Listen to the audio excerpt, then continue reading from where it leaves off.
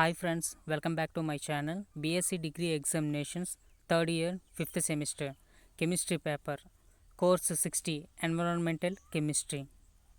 Part A, very short answer questions. Answer any 5 of the following questions. Each answer carries 2 marks. First question, what is the importance of environment? పర్యావరణం యొక్క ప్రాముఖ్యత ఏమిటి? Second question, what is renewable energy? పునరుత్పాదక శక్తి అంటే ఏమిటి? Third question, define air pollution. వాయు కాలుష్యాన్ని నిర్వచించండి. Fourth question, what is green house effect? Green house ప్రభావం అంటే ఏమిటి? Fifth question, what is the difference between hard water and soft water? కఠిన జలానికి మరియు మృదు జలానికి మధ్య తేడాలను ఏమిటి? Sixth question, right the unique physical properties of water. నీటి యొక్క ప్రత్యేక భౌతిక లక్షణాలను రాయండి. Seventh question, what is chemical toxicology? Chemical toxicology అంటే ఏమిటి? Eighth question, define the concept of ecosystem. పర్యావరణ వ్యవస్థ యొక్క భావనను నిర్వచించండి. Ninth question, what is biodiversity? జీవ వైవిధ్యాన్ని నిర్వచించండి. Tenth question, define dissolved oxygen. కరిగిన ఆక్సిజన్ను నిర్వచించండి. Part B, answer any 5 questions. Each question carries 5 marks.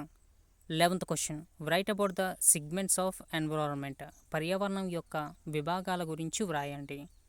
12th question, explain about the hydrological cycle. Hydrological cycle గురించి వివరించండి. 13th question, write about the controlling methods of air pollution. వాయు కాలుష్యాన్ని నియంత్రించే పద్ధతుల గురించి వ్రాయండి. 14th question, write about total dissolved solids and total suspended solids. మొత్తం కరిగిన ఘనపదార్థాలు మరియు మొత్తం సస్పెండ్ చేయబడిన ఘనపదార్థాల గురించి వ్రాయండి. 15th question, explain the methods to convert permanent hard water into soft water. కఠిన జలాన్ని మృదు జలంగా మార్చే పద్ధతులను వివరించండి. 16th question, right briefly about solid waste management.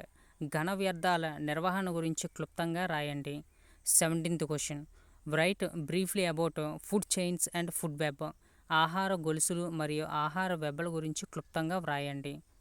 18th question, write about the magnitude and distribution of biodiversity.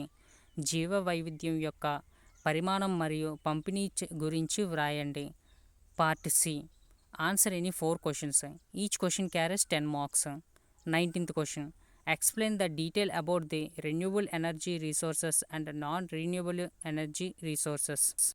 పునరుత్పాదక ఇంధన వనరులు మరియు పునరుద్ధరించబడిన ఇంధన వనరుల గురించి వివరంగా వివరించండి. 20th question, explain about the instrumental techniques to monitor pollution. కాలుష్యాన్ని పర్యవేక్షించడానికి ఉపయోగపడే వాయిద్య పద్ధతుల గురించి వివరించండి. 21st question, write about the depletion of ozone and Bhopal gas disaster. Ozone క్షీణత మరియు భోపాల్ గ్యాస్ దుర్ఘటనల గురించి వ్రాయండి. 22nd question, how do you determine BOD and COD experimentally. BOD మరియు సిఓడిలను ప్రయోగాత్మకంగా ఎలా కనుగొంటారు?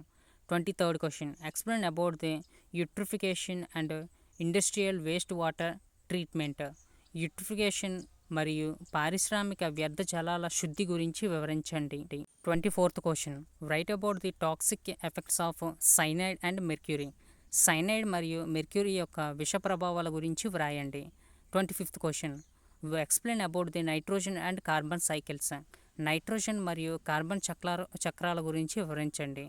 26th question, explain about the biodiversity of global, national and regional level. ప్రపంచ, జాతీయ మరియు ప్రాంతీయ స్థాయిలో జీవ వైవిధ్యం గురించి వివరించండి. For more public question papers please by subscribe to my channel. Thank you.